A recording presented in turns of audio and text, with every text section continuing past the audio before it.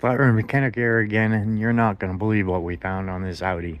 Customer got pulled over by a police officer because he was blowing extreme white smoke out of the back end. So we brought it in, checked the coolant level, and there was nothing in the coolant.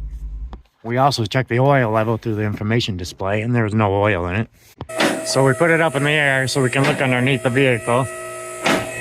And the whole underside is covered in oil. It was burning off all the way back to the rear, all the way out the back.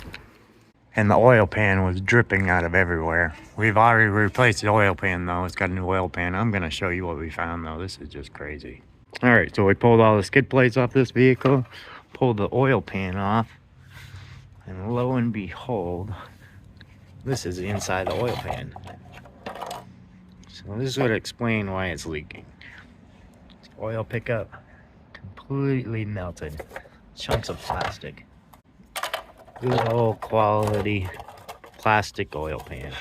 But obviously this vehicle was severely overheated because it had no coolant in it, and lost all the oil because the oil pan melted.